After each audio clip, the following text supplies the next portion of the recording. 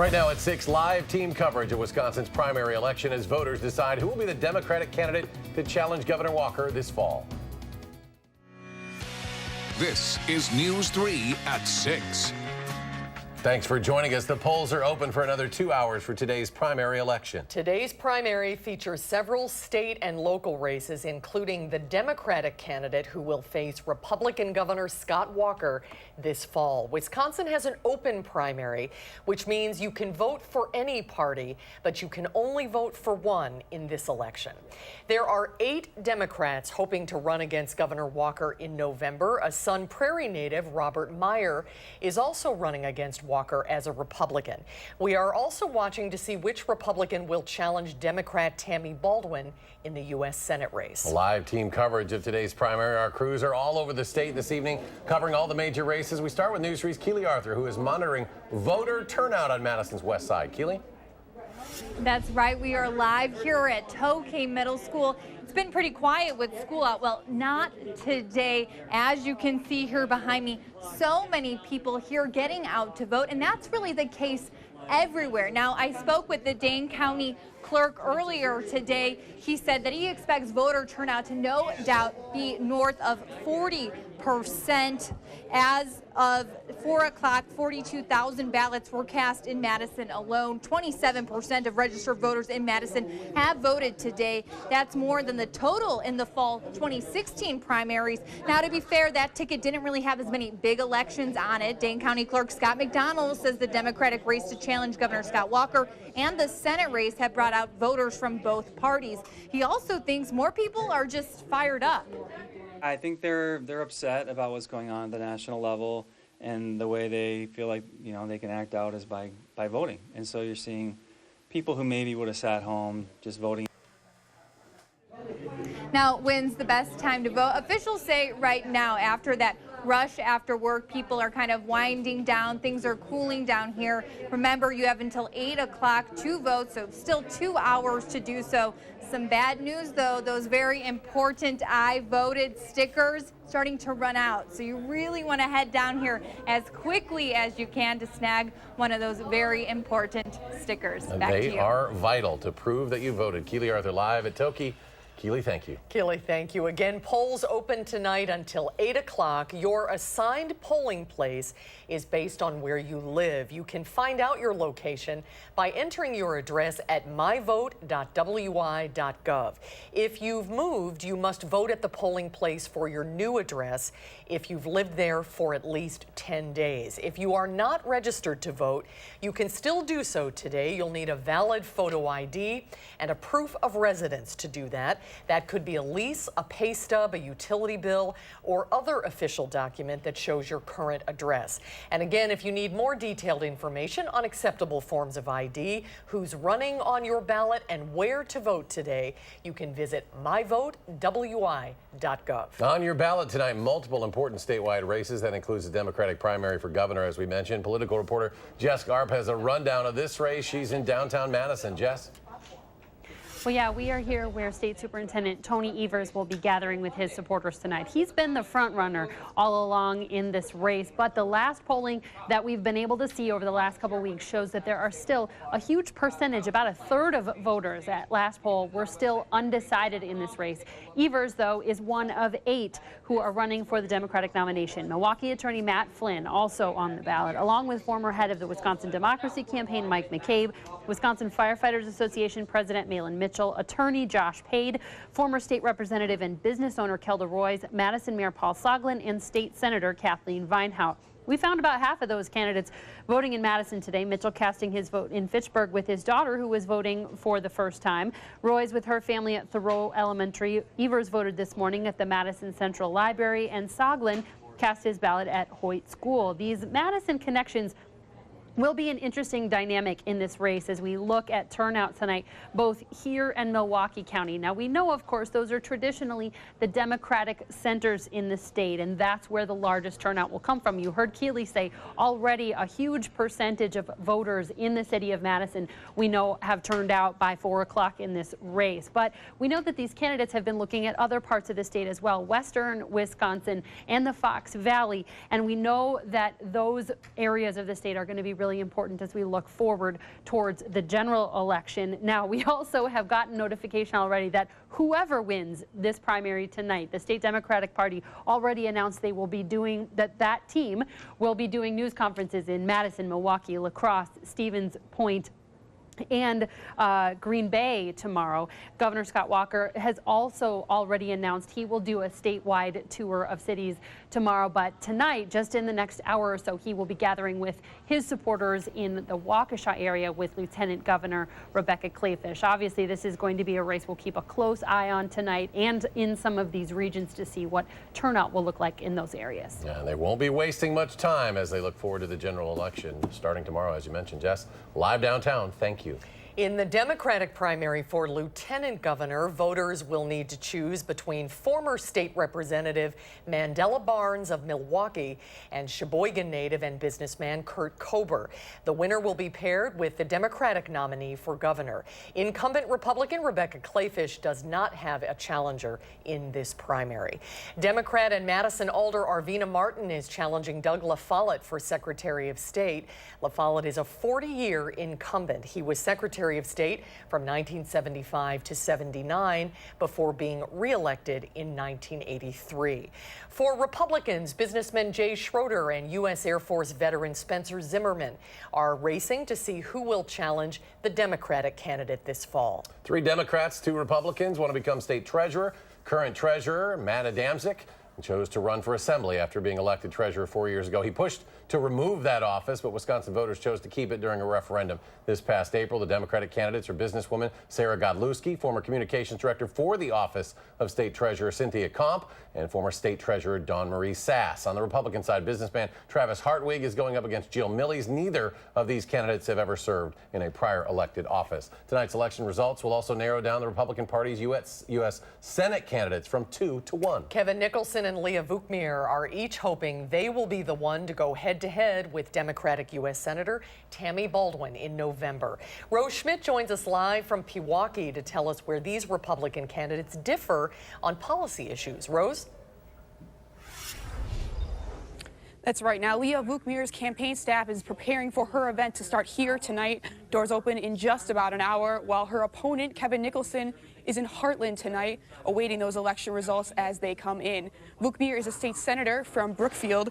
She has worked hard to stiffen sentencing requirements for criminals, and she says her focus is helping victims and making sure repeat offenders don't get back on the streets.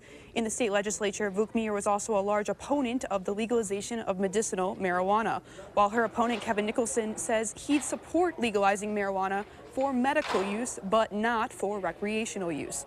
Concerning criminal justice, Nicholson says the goal is to not lock everyone up and wants to give nonviolent inmates a chance to have early release options. Nicholson is a businessman from Delafield. Now, both Vukmir and Nicholson say they are backing President Trump on issues related to trade as well as immigration, while Senator Baldwin has largely spoken out about those issues, about the president's policies on those issues. Rose Schmidt, we will see you throughout the evening reporting live from Pewaukee. Thanks so much. And voters in Rock County and most of Walworth County will elect a new 1st District U.S. Congressman for the first time in 20 years this fall. This is House Speaker Paul Ryan's seat. Speaker Ryan voting this morning in Janesville, supporting Brian Stile to take his place when he retires. Stile is up against 4 other Republicans in the primary today: Jeremy Ryan, Kevin Steen, Brad Boyven, and Nick Pols. The 2 Democrats trying for that seat are Randy Bryce and Kathy Myers. There are 4 candidates running for the 77th Assembly District in Madison. There are no Republican candidates running for this seat. Democratic Representative Therese Berceau announced earlier this year she would not seek re-election. Again, News 3 has live team coverage all over Wisconsin tonight. You can monitor primary election results online at channel3000.com, and we will have all of the updates tonight on News 3 at 10. Still ahead at 6. We are days away from seeing all of this year's Bucky on Parade statues. And a rough road is causing some concern for local drivers. The bumps and ruts, they say, are damaging their vehicles. That's next at 6.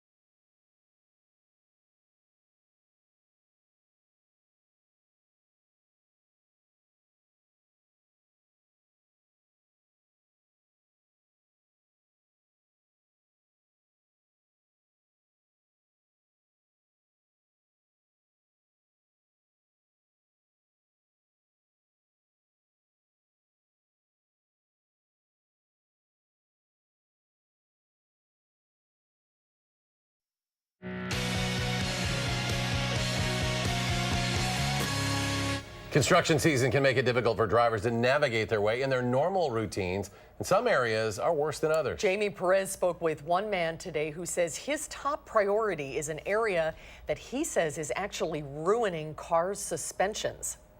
If you've driven past this area, you've probably seen it. The uneven road that can cause sudden braking and angry drivers. It's getting to the point where now it is so rough that you can't do 45 miles an hour through here, the posted speed limit, without doing horrendous damage to trucks. Paul Heineck says he's been frustrated for quite some time now. Been this way now for about 2 years, and it keeps getting worse. Paul says he knows the area well enough to know that he needs to slow down, but others not so much.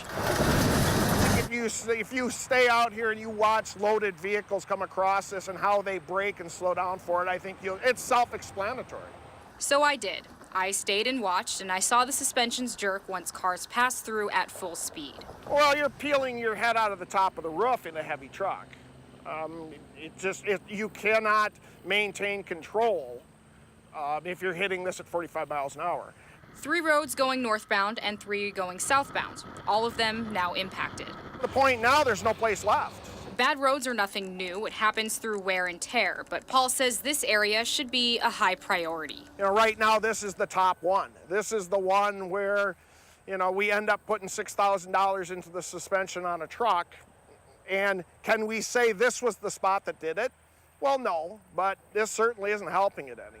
In Madison, Jamie Perez, WISC News 3.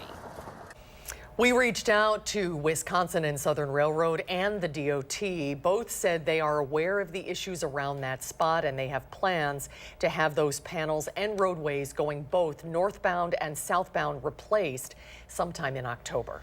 Exact Sciences breaks ground on its new headquarters in University Research Park. The company creates products to fight cancer through early detection.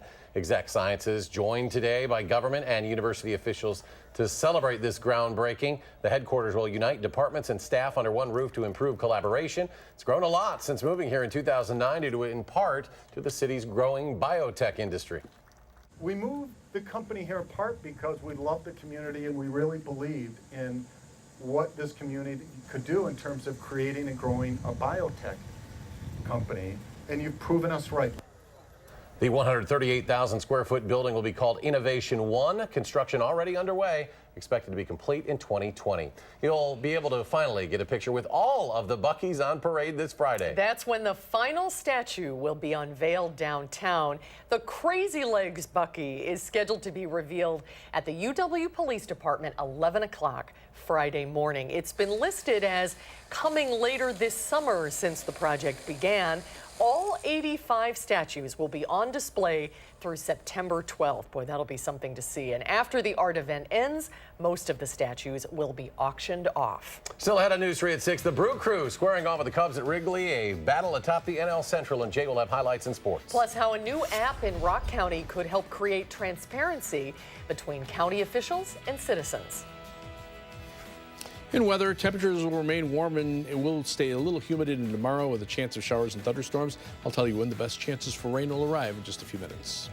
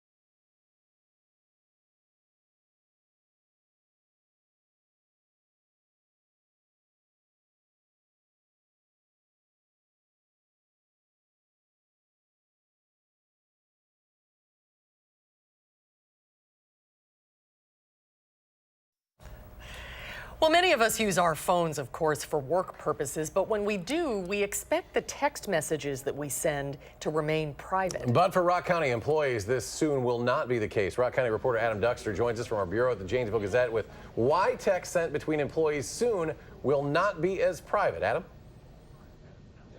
Well, for Rock County officials, they say it's just another way they're holding the more than 500 people with those phones accountable, and another way that they can show transparency. Now, an app is being installed on each phone, and that's going to archive text messages for up to 7 years and make them available per request. Rock County administrators say they believe they're the first in Wisconsin to take these measures.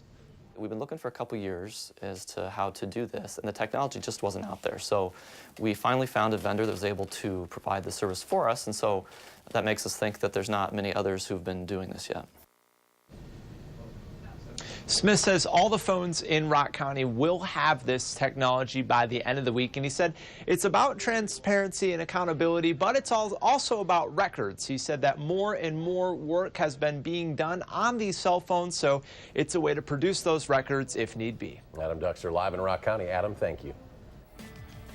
And now to Gary for a check on the weather. A little cloudy this afternoon, but not much rain out there, right? There's no rain at all. Rain. Yeah, so, you know, we're waiting for some rain. We might get a little bit later tonight. The better chances, I think, it'll be tomorrow afternoon. If you take a look at visible cloud track, you can see what Susan's talking about. Here come the clouds from the southwest, but a lot of this is mid and high level cloudiness, so it's not really thick enough to make rain. And actually, with more sunshine farther to the north, the temperatures are actually warmer in central Wisconsin. And then a cold front is starting to drop southward through northwestern Wisconsin, and some showers and thunderstorms have formed in that area. You can see that on Doppler track, this little narrow line of showers and thunderstorms from the UP of Michigan through northwestern Wisconsin, just south of the Twin Cities, and then back into northern Nebraska. Then there's a surge of moisture coming up from the southwest, mainly rain showers on the northern edge of it, but some thunderstorms farther to the south across Missouri. And between those two weather systems, we'll eventually see a shower or thunderstorm chance. There's the cloudy view from the Queen Bee Radio Skycam. The WISC Skycam looking out toward the south also shows that hazy cloudiness, but it's not a thick cloud cover. The Edgewater Skycam in downtown Madison showing cloudy skies as well. As we check out the almanac for today, high temperature made it up to 83. So the cloud cover did hold temperatures down a little bit. I thought we'd be closer to around 87. Low temperature this morning at 61, and right now we're sitting at 81 degrees. The skies are mostly cloudy. Winds are out of the southwest at 6 miles per hour. Dew point temperature continues to creep up. It's now at 66 degrees, so it's feeling a little more humid out there. You can see what I meant about temperatures being warmer in the central part of the state. Still in the mid to upper 80s there. Here in Madison, we're at 81, but La Crosse is at 87, so's Eau Claire. And then behind the cold front, temperatures drop back into the 70s in northern Wisconsin. That's because the southerly winds shift to a northerly direction. You can kind of make out where that front is from around Rhinelander to just north of Eau Claire to just south of the Twin Cities. On weather track, you can see those thunderstorms developing along that cold front, and then that moisture surge to the south. Eventually, this surge will catch up with the cold front, and we'll see a little better chance for some showers and thunderstorms from much of the Midwest, but there'll also be plenty of dry periods in between. It's not a complete washout. A couple of areas of low pressure, one to the south, one to the west. Eventually they'll combine and then move through southern Wisconsin over the next couple of days. Temperatures mainly in the 70s and 80s. Where there's cloud cover, temperatures are in the 70s. Where there's more sunshine, temperatures are in the 80s. Forecast for tonight, low of 66. Mild, some fog, maybe a shower or thunderstorm chance toward morning. Tomorrow's high temperature at 81. It'll be humid with a chance of showers and thunderstorms. The best chances in the afternoon. You'll see that on future track. Some cloud cover tonight. Low temperatures middle 60s, maybe a little patchy fog. Just an outside chance of a shower or thunderstorm. By tomorrow afternoon, a few of them will start to pop up with high temperatures in the lower 80s. Slight chance for tomorrow night with low temperatures in the lower 60s. And then on Thursday, a little more sunshine, maybe a little better chance for a shower or thunderstorm in some spots. High temperatures in the lower 80s. Rainfall amounts probably between around a quarter of an inch, maybe a half inch in some areas. Heavier amounts in a heavier shower or thunderstorm. 7 to 10 day forecast, though, calls for temperatures to be in the 80s, low 80s for the rest of the week. A little cooler at the beginning of next week, and then warming up toward the end of next week. The Brewers play at Wrigley Field this afternoon, and boy, they really hand it to the Cubs. The story coming up in sports.